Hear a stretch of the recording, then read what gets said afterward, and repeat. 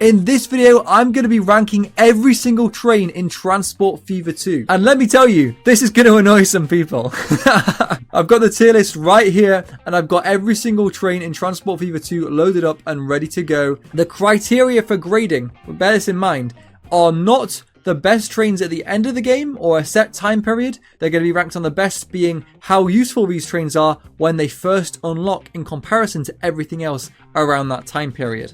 So for example, that doesn't mean that the 6 wheels is going to get ranked way lower than one of these more modern trains just because these are more modern trains with more power. That would be unfair. We're ranking them based on how useful they are when they first unlock. So let's go ahead and jump straight into this. The 75 Bad, I think, is a great train because this is the first proper shunting train you get after the Mogul. It's a train that gets used from 1915 like way into the late 1900s. It's really useful.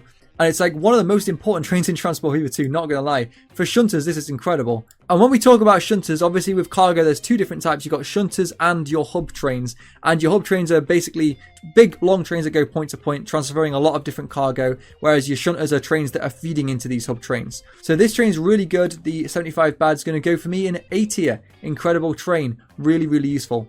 Next up on the list is the AEM7. And this is an interesting train because it's kind of just in that middle ground of being an okay train, but it's not really that actually useful. In the context of when this comes out, there are just better options. I wouldn't use this for a cargo train because it's actually not that well powered compared to what's already unlocked.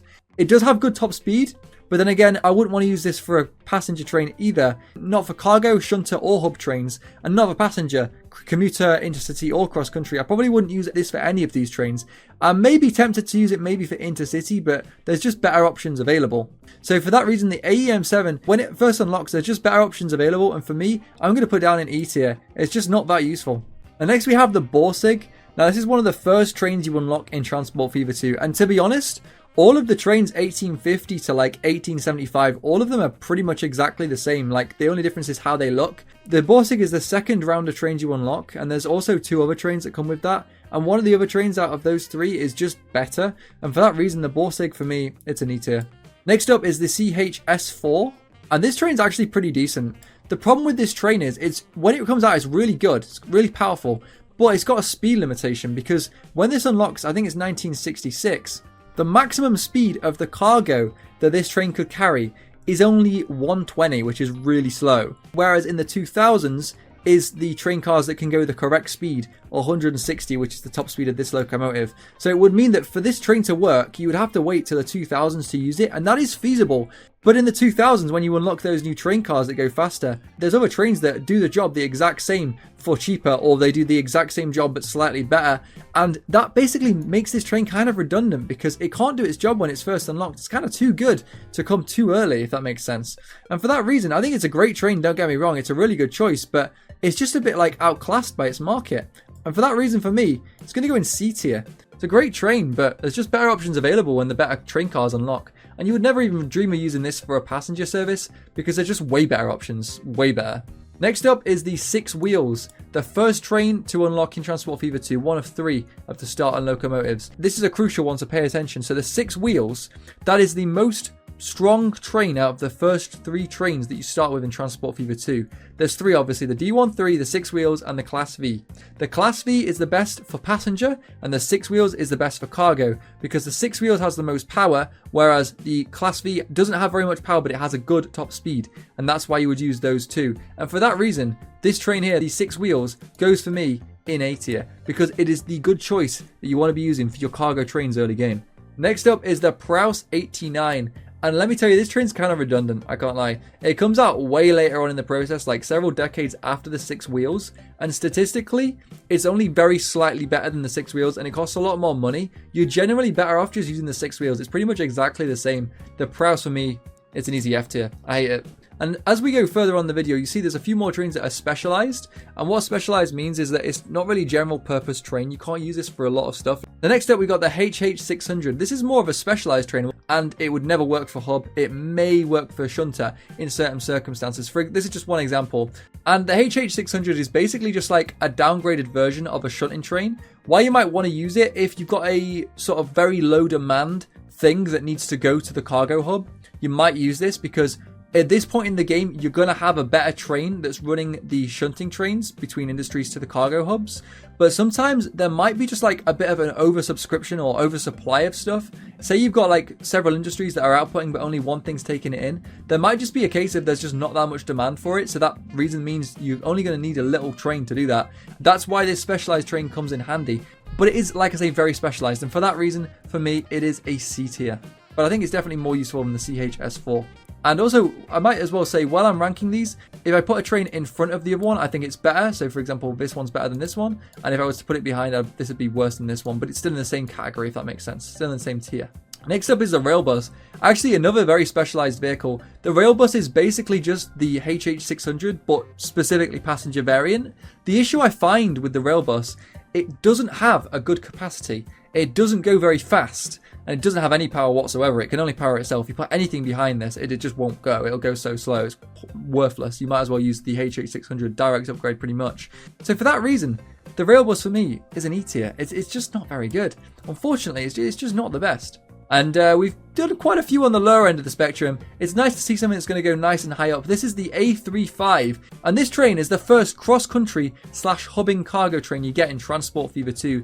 This train lasts for a good amount of time as well. This will be able to operate on your network for years and years and years, decades. And for that reason, it's an easy S tier. It's incredible. Lots of power, relatively cheap, and it lasts for decades in the game without replacement. Really good choice. Next is the RE44.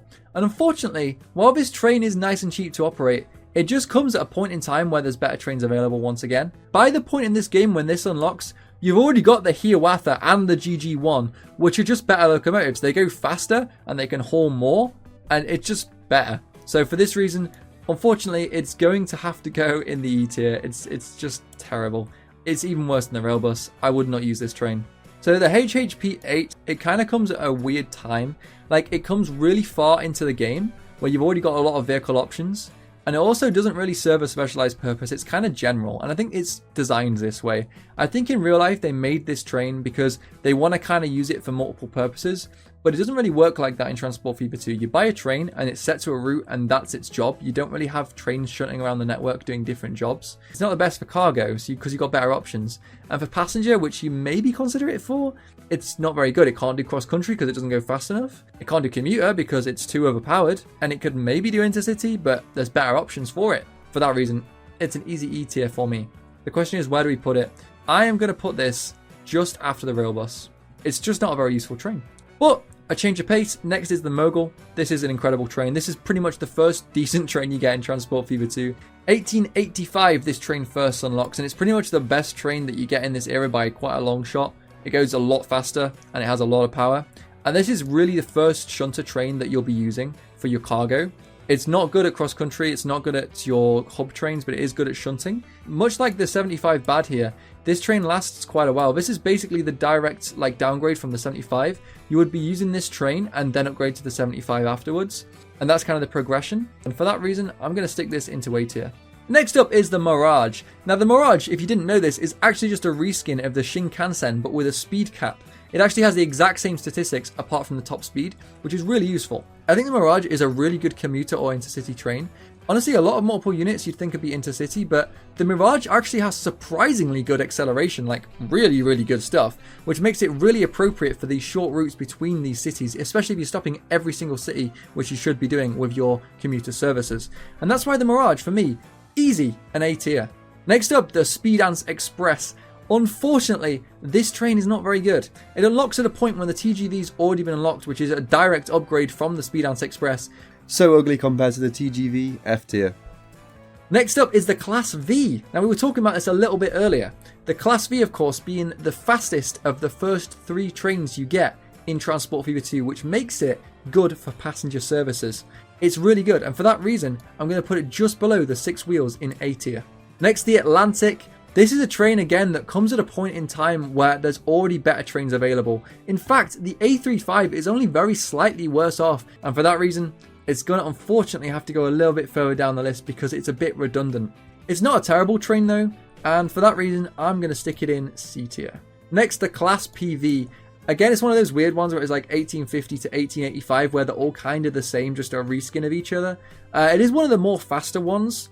out of the choices, but again, it's not that much faster. So that means the Class PV, while it does go slightly faster than some of its contemporaries, it's just not the best. And for that reason, it's going to be our first D tier. Next up, the BR103. Now, this train is an interesting one. A lot of people think that this is the best train Transport Fever 2, and they would kind of be right in thinking that, because I've done a train race that a lot of people have seen. But actually, no, the BR103 is an interesting one. That said, it is really good, and it's going to go just before the Mirage for me. Next is the Class B. Again, there's not really much to talk about here. It's just a reskin of the early game locomotives. Goes about 50 kilometers an hour, not that well powered. It's just an easy E tier again. There's just no really big reason to upgrade. It's top end of E tier, but it's just not that good. Then we got the Class GV. Again, very similar thing. It's going to go just after the Class PV. Very similar trains. You can literally visually see they're very similar as well. Then we got the Class T. Now the Class T is again one of the trains in the early round on the round 2. Like the Borsig here is a round 2 locomotive. This is a round 2 locomotive. But the Class T is better by quite a bit in terms of speed. And for that reason, it gets a lot higher up the list. It goes in the D tier. Next, the BR185, a train that is really redundant by the time it comes out. There's better locomotives available that do the job way better than what you're paying for with this. There's not a lot of point buying this, and it's going to go in E tier. Then we got the Class S. This is a train that competes and outperforms a lot of the later trains in the game, like a lot. Good power with a top speed of 115. Pretty good stuff. A lot of trains later on in the game don't have this and don't even compete, and this train is actually cheaper than them sometimes, and that's why you might want to buy this. And this for me is going to go in B tier. Then we got the DF5, easy F tier, awful train. This is worse than this train here, by the way, by a lot. And this is like early 1900s. This one. This is a 1980s train. It's just terrible. Don't use it. Next, the E94. The train's decent. It's okay. The problem with this train is it's kind of neither a shunter or a hub train. It's like a bit of both. It has decent power and it has decent speed, but better options are available. And it kind of feels like it doesn't know what it wants to be. It doesn't want to commit to being a hub train. It doesn't want to commit to being a shunter train. It kind of floats around in the middle. It is going to go just after the Class T. Then we got the C40. Now, this is a really popular train with a lot of people because there's a lot of Americans play the game, and this is what they're used to seeing. However, it is a cargo train, and by this point in the game, there's pretty wildly significantly better trains available for cargo. It's a train that has decent high top speeds, but it doesn't have that acceleration that the other trains might have, which we'll get to in a little bit. Just like the train we just looked at, can't really be a shunter train because it's a little bit too overpowered, which means it's going to be expensive. And it's a little bit underpowered for being a hub train. It just sits in the middle ground. And for me, that puts it just here in D tier. And we're about to get to some really interesting ones. I want to hear if this is what you expected. Are there any trains that kind of surprised you so far or throughout this whole video? I want to know if you have a different opinion and want some trains to be boosted up the list, because I can always make a part 2 to this. And next we've got an easy S tier, the EP2. That is an incredible train and the best one we've seen so far. This is a train that is going to last for decades, just like the A35. This is by far the best hubbing train throughout when it first unlocks to when it gets upgraded way later on in the game. Top of S tier, easily. That is going to last you so long on your hubbing cargo trains. And then the E60C. It's all downhill because this train, again, like a lot of the other trains we've covered, is redundant. Because it unlocks so late in the game, this is late 1990s, early 2000s you'll be using this, there are better options. There's multiple units that unlock in the 1960s that do a better job of passenger than this, and for that reason it's not very useful. It's also not very good at cargo. This is obviously the EP2 unlocks 1919. This is like late 1990s, early 2000s, and the EP2 is a better choice. This is not a good train to use at all. It's going to go all the way just above this RE44 we've got right here. Then the Crocodile. This is one of the first electric trains that you'll get, and you might be tempted just because it's new and innovative. You might be tempted to buy this, but actually there are better trains available. The steam trains in this era are better than the Crocodile. The Crocodile doesn't go very fast. It can haul a lot, but it doesn't go very fast. Whereas the steam trains like the A35, they're pretty much doing the exact same job but faster. For that reason, I would avoid the bait and I would not use the Crocodile. This is an easy F tier for me. Then we got the New Haven. It's an okay train. It's terrible at cargo. It's not very good at commuter, and it's impossible to use for cross country because it goes too slow. But it could be used for intercity trains if that's what you're doing, kind of like building express trains on these commuter tracks. It could be specialized for that. For that reason, it goes a little higher up the list, but not too near the top. It's going to go just after the Class T, I think. Then the ED9M, kind of useless train. I don't know why they added this so late in. The stats aren't good. There's better trains available. It's an F tier. Next, the Class YE. Yeah, not a very good train. Kind of useless. There's better trains available. The EP2 is unlocked at this point. You're better off using that. Wouldn't use this as a passenger either. It's an E tier. So the DF4B, this is a good one. A bit of good news for the high tier stuff. The DF4B is one of the later game trains that you can use for shunting. It's a little bit similar to the C40 stat wise, but it's slightly better as a choice than it. And for that reason, I rank it a little higher on the list. I think I'm going to put this just before the New Haven. It's a great train to use, good acceleration on this as well. Then we have the GP9. So the GP9 is also a good shunting train. Kind of the one you choose before the DF48. It's just unlocks a little bit before, maybe 20 or 30 years before. And it's also a little bit more specialized because it is designed for shorter trains. It's not designed to carry long trains. And for that reason, it's decent. It does its job okay. But I'm going to put it a little lower down because we need a bit of acceleration, which the other trains at this time can do. For that reason, it's going to go just after the New Haven. Then you got the Flying Scotsman. Pay a price for a very small negligible upgrade, and you might as well just wait because better trains unlock after the Flying Scotsman. Very soon after the Flying Scotsman, actually, you get the Mallard, which is this one here, which goes way faster, and it's not that much more different. You just have to wait a few extra years, but it is a decent train. I can't really fault it, but it's just, again, it unlocks at a bad time. It's not really specialized enough. It doesn't really go the speeds we need it to go. And for me, I don't really use this train at all. I'm going to stick it at the top of E tier. This is the Class 56. Again, one of those early game reskins that don't really matter that much. This is going to go just after the Class B. I think these are pretty much on par with each other though. They're very similar. Then we got the Euroduel. This is the best cargo train in Transport Fever 2. Stick it in S tier. It's quite late game. You get it after the 2000s, but it's decent at its job and it replaces its previous. It's going to last you basically all the way from like 2018 to like 5000s in the game if you get that far. P42, again like the Flying Scotsman, there's better trains available. It doesn't serve a specialized purpose. And this one on top of that unlocks way later in the game, the 2000s, where there's so many more options. This is why this train doesn't sell. People don't use this train for that reason, and it's going to go in E tier. Then the Nohab. The train's decent, but once again, there's better options available when it unlocks. You can buy steam trains that do the same job as this train, so why bother upgrading when you can keep the existing infrastructure and not pay any additional fees? The Nohab's a decent train though, don't get me wrong, it's okay. And it's going to go just before the C40. Now things get a little interesting. Here's a multiple unit, the Alco PA. But there's two variants of this train. You've got the PA and the PA/PB. The PA by itself is kind of useless. Like, it's not very good at all. It takes a very long time to get to full speed, and it isn't that powerful. It does have a very high top speed though.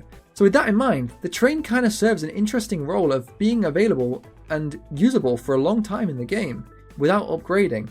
But the train by itself is kind of useless because it's never going to reach those top speeds when it first unlocks because A, of the rolling stock, and B, it's not very well powered. And that makes an interesting thing, right? Because the Alco PA by itself is easily in the E tier, like bottom of E tier.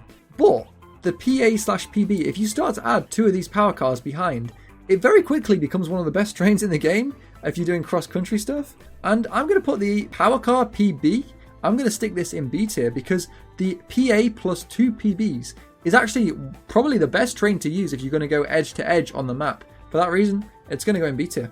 Then the PLM, again, is one of those early game trains that are kind of all the same. They don't really add anything, they're just reskins, so it goes here.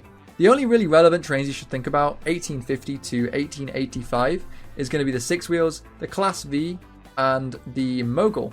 These are kind of the only trains you need to worry about in the early game. Once you get past 1885 though, all of that changes obviously, once the game picks up. I think it just gives you a bit of time for the newbies to kind of adjust to the gameplay. Oh, one of my new favourites here, the RE450. I've recently, after my research, started using this train a lot. This is really good for commuter. It has a really good acceleration, pretty good top speed, and it's quite short as well with a lot of capacity because it's a double-decker train. So for me, it's an easy S tier. This is probably the best commuter train in the game. This is of course a multiple unit, it's got cars that come behind it. But yeah, really good passenger train. Then we got the 1042. Again, this train is redundant when it unlocks. There's better trains available. Even the EP2 that unlocks decades before is better than this train. Don't be using this. Stick it in A tier. I think I've got like 2,000 hours on Transport Fever. I don't think I've ever bought this even once. Like, it's genuinely useless. Don't be using this. Then the Series 246.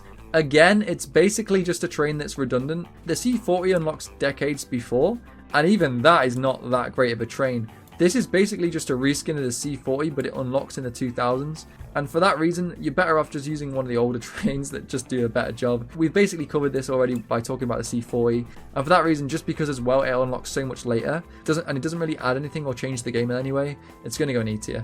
This is the Class L. Better trains available when it unlocks. Doesn't change the game anyway. E tier. Class FD. Same thing. These two kind of unlock at the same time. Pretty much exactly the same. E tier.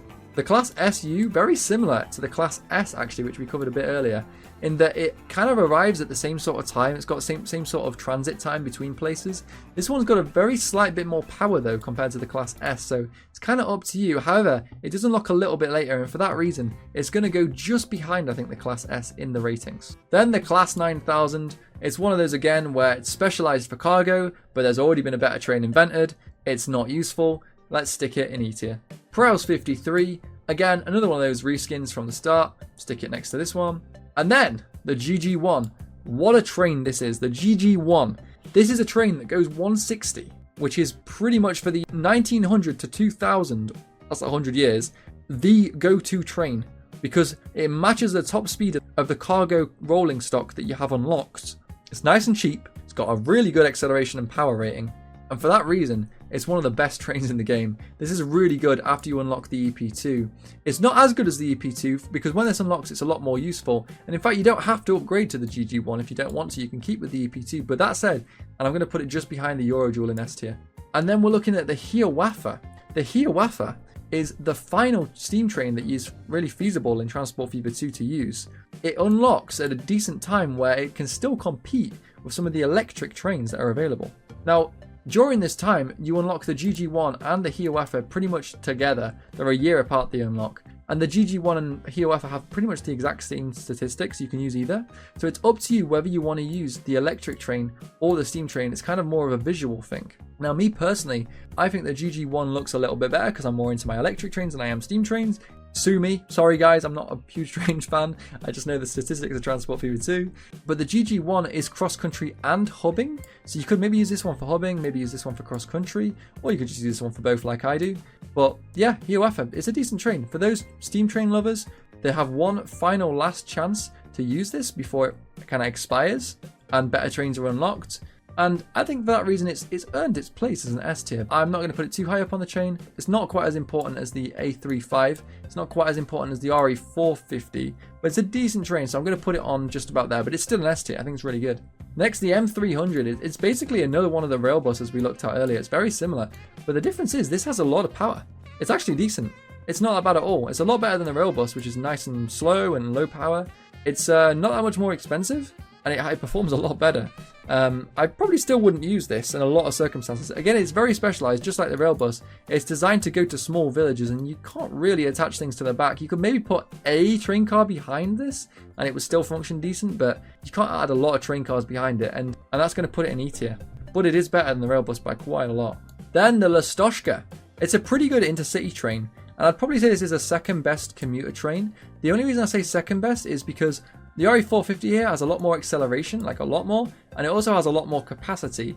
Whereas this train, that unlocks a little bit later as well, might I add, it's great, it looks beautiful, but there's better options available. That makes it the second best. It doesn't really get used as much as the RE450, but it does look very nice.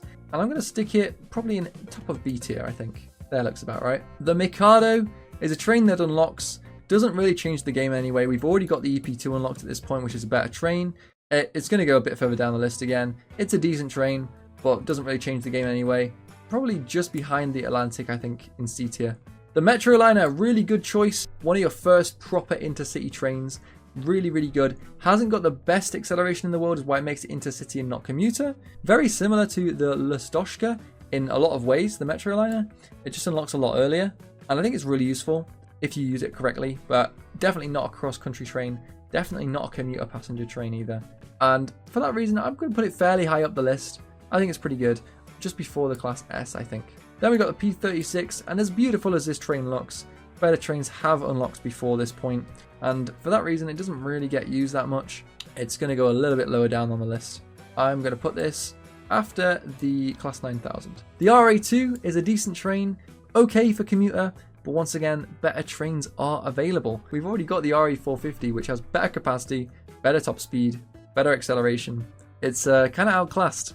I used to use this train a lot. It looks pretty, but unfortunately, stat-wise, not the best. I think I'll put this just after the Flying Scotsman. Another specialized train, the Rotor-File. This train is interesting. It's an experimental train, which you don't see a lot of, but it means it goes at decent speed, but it doesn't hold very many people. It can only hold like a boardroom meeting of people. It's really small. So it's just kind of a bit obscure, like it doesn't really get used that often, and it makes sense. It can go fast places, but only to small towns. And your cross-country trains, they aren't going to go to small towns. And your cross-country trains also want good capacity, so you can't use it for that. So you're kind of just stuck, really. It's going to go just after the Series 246. Another train, the General. Again, it's a reskin of one of those early game trains. Chuck it in there. They're all the same, these guys. Next, the Fushim-Hao. This is the best cross-country train in Transport Fever 2. The best. It looks really late on in the game, but by far it has the best acceleration, best top speed, definitely. And it's a really good cross-country train. Then we have the Pioneer Zephyr. This is one that commonly catches people out. People think, wow, my first multiple unit, and it looks so shiny. This must go really fast and be really good. Well, no. You actually want the really dirty, mucky steam trains. They do a much better job. They have a lot more power and they have a lot more speed. It's not a good choice, the Silver Streak Pioneer Zephyr. I think it's intentionally designed to put a bit of chaos into the game by the developers, so you kind of have to think a bit more. But actually, don't use this train. It's not very good. F tier. Then the Shinkansen Bullet Train. It's an easy S tier for me for this one. This is so much better than what comes before for passengers. It's basically the first multiple unit train of passengers that goes so fast. Like, the acceleration on this is crazy. And the top speed on this is even better. It allows you to do cross-country trains really well, really easily, and it's a really good upgrade. And that's going to go in front of the Fushim-Hao in terms of how relevant that is when it unlocks. Not quite as important as the EPT though. Then the TGV. This is the second best cross-country train in the game. It unlocks in the 80s, so it unlocks quite early on in the process. It gives you a lot more chance to use it before the Fushim-Hao unlocks, way later on in the 2010s. It's a really good train. In fact, I think the TGV looks better than the Fushim-Hao. So in my saves, even if it is a very slight downgrade, a lot of the time I'll just use the TGV Atlantique version, which we'll get onto a little bit later, just because I think they look cooler, personally. But that's down to preference, obviously. Statistic-wise, not quite as good. So for that reason, it's going to be an S-tier train still, but it's going to go at the bottom of S tier just after the Hiawatha. And then the big boy, it's obviously a very famous locomotive with Americans, and everyone who is an American player will know this locomotive. They will want to be using it just because of the style points, and I'm not judging people for that, but statistic wise, again, it's not a good choice. It's a very specialized train. This is a train that's kind of, if it came out 20 years earlier, then fair enough, it would be useful as cross country, but by this point in the game, there are faster trains, and you can simply double head these faster trains to get the exact same amount of power as the big boy. The only thing the big boy has going for it is its power rating, which if you have a limited top speed, it's not that useful if you want to do your cross country or your hub trains. And for that reason, it goes fairly far down the list, unfortunately. I know it's a very famous train and you think it'd go higher, but no, it's actually not very useful at all. You'd be better off using some of the other trains, even coupled together if you want to get the same power rating. And then we got the dual stocks. This is kind of on par with the RE450. It's a lot more expensive and it has very slight increase in capacity. Apart from that, they're very samey. It does go faster than the RE450, but I wouldn't call this a cross-country train because by the time this unlocks, you've got like way faster trains like the TGV, for example. So it wouldn't be cross-country. It wouldn't really be commuter because it's going to be too expensive to operate and it goes kind of too fast to be classed as commuter. So it kind of sits in this sort of middle ground of intercity, which is fine for passenger. But it's kind of not as important as these commuter and cross-country trains, which are the backbone of your transport empire. These intercity trains are kind of just your support. For that reason, it's going to go a little bit further down the list. It's going to go in B tier. The BR218 is a train that is, again, redundant. Steam trains at the time are better. In fact, this is a train that unlocks way decades after the EP2, and it's just better. And that's talking about hubbing. You may be tempted to use this as a shunter train, but again, the DF4B unlocks at the same time. It's just better to use. This means I never use this train. It's kind of redundant, and it goes way down the pack in E tier. Okay, we have an interesting one. So this is a TE3. It's very similar to the GP9. However, the GP9 is specialized to carry short lengths of trains, that is, where the TE3 can carry a little bit more length on it, and very similar stat-wise to the GP9 in terms of power and speed. And I think the TE3 is really good. I like the TE3 a lot. I use the TE3 if I can't use the DF4B. If, for example, there's slightly less demand. Because obviously this one's going to carry a lot of stuff, whereas this one can't quite carry as much. But honestly, they're very similar. Like, the only difference is this is very slightly less powered for those slightly shorter trains. But I would use this over the GP9 definitely. And that means the TE3 Singular goes quite high up my list. It goes just after the New Haven for me.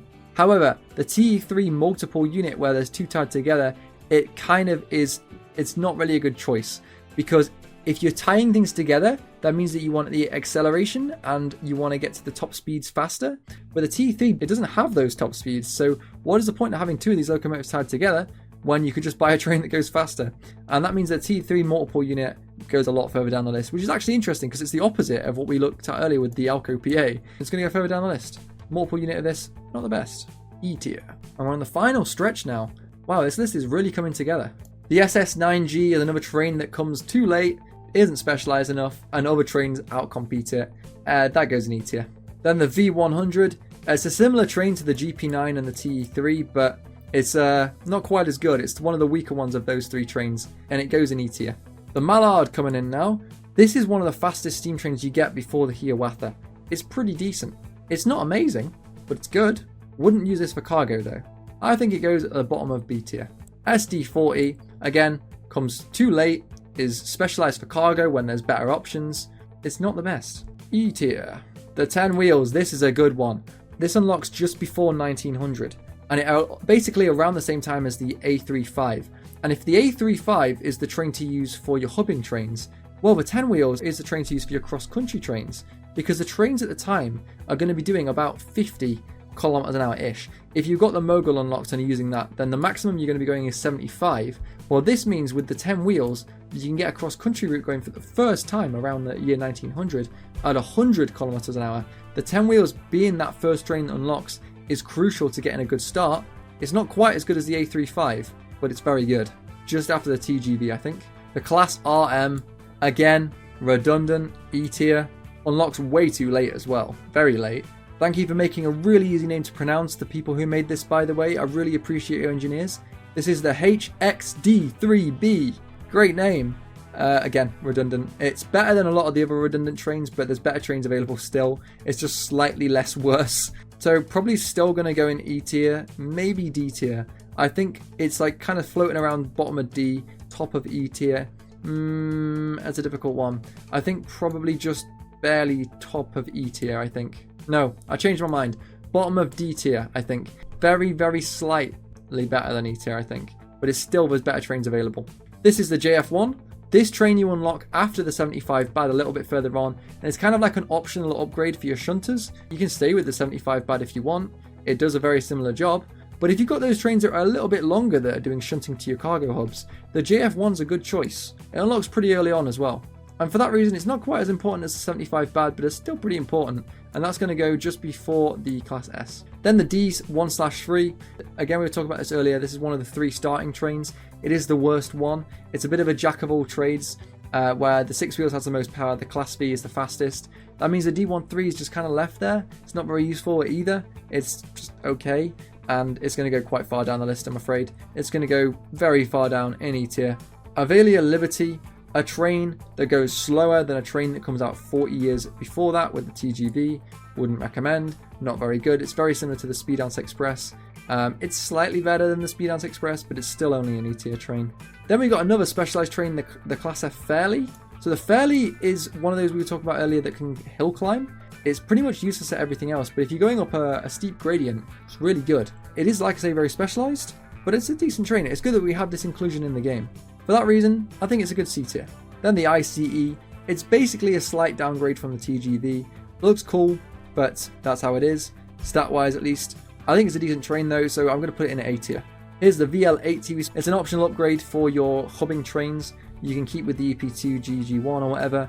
To add a VL80 onto your line, It will be a very slight downgrade speed-wise, but a very good power upgrade. So you're kind of doing a bit of a trade-off there.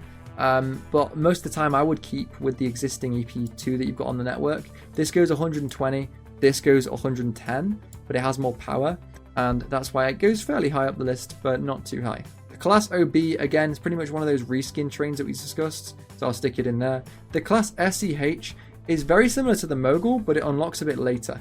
This one does 75, just like the Mogul does, but it unlocks a whole 20 years after the fact. So by this point, you've already been using Moguls. What is the point of buying these new trains that do the exact same stats as the Mogul that comes before?